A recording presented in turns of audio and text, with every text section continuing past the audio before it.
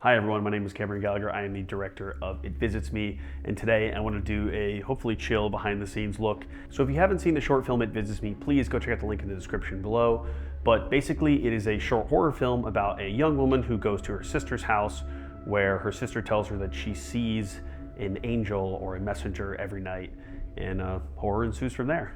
So originally this idea, the kind of core idea, came to me a very long time ago when I was in high school, and a friend of mine said that a friend of hers had told her when she came over for a sleepover that there was a ghost she saw every night. And I always thought that that was a really interesting, creepy idea. The idea that someone would tell you, oh, by the way, I see a ghost every night, so don't be afraid. And for a while, I thought that was an interesting concept, but I didn't know where it could go. And I was having a conversation with my girlfriend, Allison, and she brought up the idea that it seemed really similar to people talking about seeing angels or kind of having these religious experiences. The story actually changed a few times. Originally, they were old friends, and there was kind of some practical stuff that got in the way for casting, so we ended up deciding on making it two sisters. Jeremiah Lewis, who wrote the film, took this core concept and just ran with it. There's just so much there that's so layered, and I think what he brought to this story added so much depth to what could have been a really simple, just kind of horror moment. And I feel like that was a huge part of this film, was creating tension from frame one until the end. And although we kind of have some ups and downs in the roller coaster of the scares, I think, at its core, it's creating this tension between these two women, these two sisters, and this kind of trapped feeling that Layla has throughout the entire course of the film until the end, where she kind of has her final moment. So one of the first key parts to this film was casting, and casting's always fun. It's probably my favorite part of the entire process. I really love working with actors. I love being able to see what they can do and what they can bring to a role. We had worked with Sarah on The Undoing and Two Players Required, and it was kind of one of those no-brainers of we were working with somebody who was so talented, really just every time she was on screen was so captivating. And so many people had said from the prior iterations, The Undoing and Two Players Required, that whatever you're doing, keep working with Sarah. And I'm so glad we did. So we cast Sarah as Layla, the lead, and she really brought her A game for this entire production. This was probably the most intense role that we've put her in, and there was just so much to it. She's upset, she's broken, she's tired, and then she kind of comes into her own and in this final moment, and she's really sort of susceptible, and there's so much going on to her character that I think Sarah does so well and plays so incredibly well. It's really nuanced, and I think that she's just believable, and she did a wonderful job. And she was a real trooper, because I'll get into it later, but these were night shoots and they were not the easiest. Haley, who played Abigail, was actually one of the first people I had seen on backstage when I was casting. Her audition was so good, and it was so obvious from the beginning that she had to be Abigail. There was a lot of submissions that were really, really great, but Haley's just stood out, and she just really was able to capture the emotion of Abigail that I think was so important, this obsession, this idea that she's reliving this moment that is so important to her, and it's almost like the pinnacle of her life and who she is. But I think there's also more to Abigail as well. In the short film, there's this idea that maybe she feels bad for her sister just in the slightest way, and kind of hinting at maybe there's more to her, and maybe her obsession isn't totally outweighed by the fact that there is this blood relation there. But Haley was able to just bring that role, and one of my favorite shots of the entire film is that long dolly push-in on Haley as she's giving her sort of monologue, which she just really gets lost in the character. Abigail is a slightly unlikable role, and it's not easy playing an unlikable character, but I think Haley was able to bring a little bit of personality to that role, so we didn't feel like she was just this total awful person. We felt like there was much more going on. And again, for her, she had that same religious seduction. She had that obsession that later sort of takes over Layla. The part that I was most afraid of casting was actually the angel, mainly because I knew that it was going to be a very specific feel that was not probably what most people would expect. So while we were kind of coming up with the story, I had actually watched the Suspiria remake, and I really liked how they had this blend of beauty and fear all at the same time. And I knew that that's really the feeling I wanted to go for with the angel. The angel wasn't this demonic, creepy entity right off the bat. There was something alluring about it. And again, kind of going back to that religious seduction, we wanted her to feel like a model, to feel like She moved like a model. She had this grace about her. So finding Braden was really just magical because she is a model. And she was so used to be able to walk and have control of her body, and the ability to feel like such an important and strong presence on screen and to the camera was really important, and Braden could not have done that better. She was such a professional, such a trooper. We had, black hand makeup and paint on her. We also had fake teeth that was in a shot that we ended up using. But she was such a trooper, and she did such a wonderful job of really just feeling like such a strong presence and like she was important. And every time she was on screen, you just were eyes locked on her, and was very much the feeling that Layla was supposed to have, that she almost couldn't look away, and that this impending doom felt like it wasn't scary. So next was pre-production and finding a location. Thankfully, we had a family friend who had this awesome lake house that was huge. It had a really big living room and kitchen, it's on a dining room area, and we knew that that was gonna be the main focal point anyway. Of course, there were some fun peaks and stuff, so we kind of knew this was going to be the place that we were gonna shoot at. One of my favorite parts of the pre-production process was this pre-shoot that we did, where we went to the location. I used my iPhone with the CAD Rage app. This is not sponsored by CAD Rage by any means, I just really enjoy it. And we were able to use the exact camera, the exact lens setup we knew we were going to use, and basically go through the shot list that I had created and pre-shoot the film. It really allowed us to feel out and fix some issues that we had with framing, where originally when we were in the living room, there was kind of a few shots that you couldn't see the kitchen as best as we thought or we had hoped. So we ended up shifting the whole couch over, which allowed us to get a better angle. So things like that we would have known until the day, we were able to figure out with this pre-shoot. And it was also a great way to test out some of these shots. Can we be creative? Can we try new angles and new things? We stuck pretty true to that pre-shoot, which was awesome, because I feel like we ironed out all of the problems that could have come about in that pre-shoot on my iPhone. It was just really simple. If you get a chance to do that on your short film, and we'll talk about this a little bit later, definitely do it. So we knew that we're going to be doing 2 night shoots for the entire film, and I had actually never done night shoots before, so there was a lot of talk of how we're going to shoot this at night, how are we going to make this look like it's moonlight and not ridiculous or over the top, or day for night, or what can we do?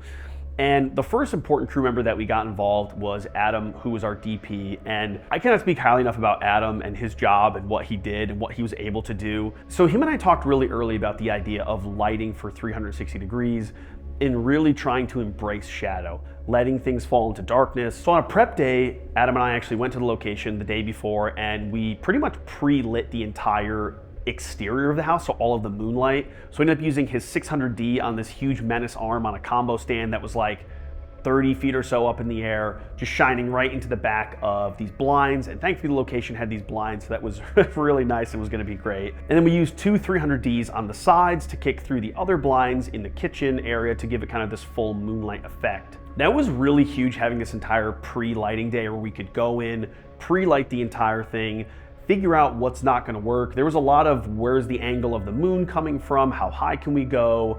There was a lot of back and forth that I'm really glad we had that day for, because if we didn't, we were trying to figure it out on set, we'd have lost a ton of time. The next important crew member that we knew we were going to have was Jacqueline. Jacqueline is an audio genius. She just makes everything sound so good from top to bottom, in post as well, which we'll talk about a little bit later. But her ability to really just get perfect sound on set it's masterful. It's the best I've ever heard. It blows me away every single time. And she's able to do it, and she's so quick. She's always on top of things. She's always ready to go. We knew, of course, that she was next in line and of course was gonna be on this project. She's done great on the other ones, and it was kind of a no-brainer. Of course, there was myself and Jeremiah. Obviously I was directing and Jeremiah was producing. And so he kind of doubles as the producer as well as a script supervisor. So he's kind of watching for things like continuity, also making sure the flow of things is working, and that pretty much everything's going smoothly, whether it's food and really anything practical top to bottom. Jeremiah is making sure it happens, it gets done. And of course, his knowledge of the story allows for us to kind of make sure that we're not missing anything, from either a small continuity error to something bigger like, hey, this story arc isn't really working, or the way this emotion is playing out right now isn't working big picture. Things like that can kind of get lost in translation day to day. We also had Taylor and John on set, who were incredible helps, pretty much doing whatever they had to do, whatever they needed to do at any point in time. Taylor was kind of first AC, second AC, so he was doing everything from helping camera prep and moving some lights and also slating and doing all that kind of stuff. He also took some incredible behind the scenes photos, which you'll probably be seeing throughout the course of this video. Take 2.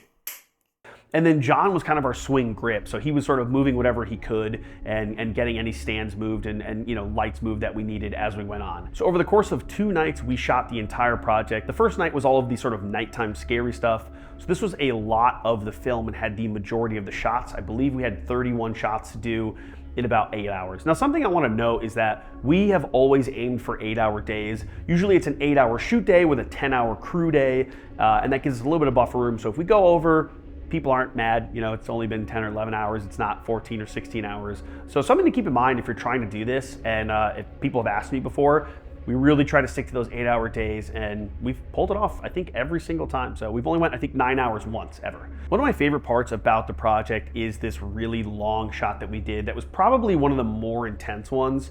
That was this camera move from the living room all the way into the kitchen. It was difficult because we were using a gimbal, we were trying to pull focus, we really had a lot of things had to line up where we had to kind of get the turn right at the moment that we see Braden in the background and then bring the camera all the way around while the Lazy Susan was spinning. So Jeremiah was actually whipping the Lazy Susan right as the camera turns, that way you couldn't see him. So it was a lot of back and forth trying to make sure that synced up right and it looked, like it was the correct speed it was supposed to be going, as well as having Braden in the right place and moving the camera in the right time and pulling focus. One of the most fun little details that we tried to add in that was actually inspired by Dylan Clark, a good friend of mine, and inspired by Santiago Mangini.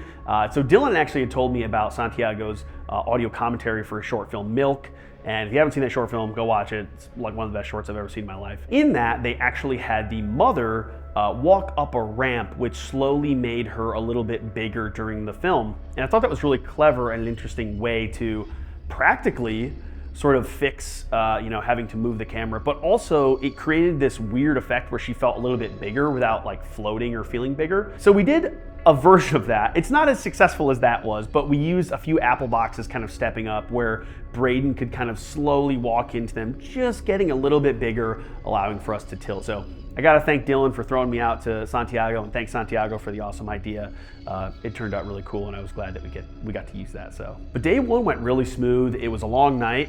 We finished, I think, at about 3:30 a.m. But to be honest, it was really fulfilling because I feel like we had nailed all of the fun, scary stuff that I was probably most worried about, and getting all of those shots. So day 2, we actually started with a little bit more of the night stuff because this was the day that Haley was there. So Braden went home for that day because she wasn't needed for day 2.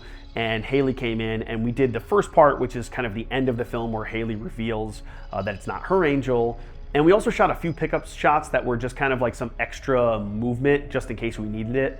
We didn't end up using all of them, but there was one, which is kind of the main shot of her turning around that we did shoot day 2. So I'm glad I got a chance to look at some of the footage the day of. And if you get a chance to look at footage, definitely do it because I think it can really help make sure you're not making some huge mistake or you're not missing some giant transition. So the rest of day 2 was really honing in on this kind of midnight look of this really late night lamp conversation between Abigail and Layla. And it started out with this really long shot, which was this kind of wild dolly move where we had to move, and actually Adam was manning the camera for half of it and then to pass it off to me. So that was kind of tricky to get this full 360. Although this shot was very difficult to get, I thought it was really important because it brought us through the house in the eyes of Layla. And I think point of view is really important in films like this where she's in this house that she hasn't been in a long time. So we want to move through the house with her, not reveal stuff before. So I felt like having this big long move that kind of moved with her. We never even rack focus to the kitchen. It just kind of feels like her taking all of these things in, and it's through her perspective, not this outside looking in. And my favorite shot of the film was this slow pushing that I always knew was gonna be like the Steven Spielberg shot. And Adam threw the 40mm on there and it was perfect. It looked just the way I was kind of imagining, and that 40mm in that shot just gave such this uncomfortable movement towards Abigail as a character and getting closer to her eyes as there's this unbroken kind of drifting off into a dream that she's having. And I think it helped solidify the idea that she's obsessed with this imagery and this idea that she has been chosen and she, talked to this messenger of God. And having that little bit of barrel distortion on that 40, I think just added that uncomfortableness of moving closer, almost as if us, the person, is moving closer. Post-production was a fairly straightforward process. One major glaring issue was every time I'd watch the film, the first cut, I kept thinking that there needed to be something before this. I felt like every time I was watching the cut, it started and I didn't know who they were, I didn't know what was going on, and Jeremiah and I had this conversation that, maybe there should be a scene of her coming to the house and why she's there. I'd watched this interview with Robert Eggers where he said that he didn't originally have the intro of The Witch where they had come from the town and were being kicked out, and basically the studio said, I think you should add that, and he was like, no, I don't think that's gonna work, and he basically said, they were right, and what a good move that was to show a little bit before. Jeremiah and I came up with this idea that Layla was in this car and was on the phone with her sister and was kind of in this ultimate breakdown moment of I need to stay there, and kind of just establishing why she's there, what she's doing, and I think it just layered a little bit more underneath who she was. I also think too what it really did was help see Layla's arc from being just out of control and her life is spiraling around her to this kind of moment of peace and acceptance. So Adam and I drove a few hours and met Sarah and shot the opening to It Visits Me, and it was really awesome. It was very quick. We had pretty much no lighting. We were just using negative fill, and we were in a car, like a car parking garage, and we did what we could. And I think honestly, Sarah nailed the performance, and it made such a difference in the opening of the film and just kind of blasting you with this big, bombastic, emotional moment that then kind of chills out more and becomes this more focused piece. So Ryan did the score again. He also did the score for Two Players Required. And him and I had this conversation that we really wanted to create this holy, very gothic score and something that would feel kind of grand yet simple at its core. And throughout the film, he created these great cues that just add this sense of unease, yet there definitely, of course, is those religious undertones throughout it, a lot of the vocals, and a lot of these sounds that just feel big and gothic. And that was something we kept thinking about in the post was we want this to feel big, grand, and really a cinematic experience. Now, I had been dying to work with Nick, who is the colorist on The Rickety Man again, and I thought this was the perfect project to bring him back onto, because there was such a nuance in the light to dark and how we wanted the moonlight to look and really making sure that we weren't losing anything. And Nick did an incredible job of really just making this look so naturalistic and feel great. Like it felt like it had style, it felt like it felt creepy, yet it, we weren't losing any black levels. We felt like we had this natural kind of film smoothness over top of everything. And whatever magic Nick is doing it's black magic. Finally, it was all up to Jacqueline to bring everything together in that sound mix. Jacqueline nailed the idea of creating a soundscape and just a world that felt big. Everything from the ambience to the rumbles to the design and the Foley. She was able to create a space that felt large, it felt lived in and real, but it still felt theatrical enough where if we were to watch it on a big screen in a theater, it would have that punch that a real feature film might have. Just little things too, like syncing up breaths, syncing up footsteps.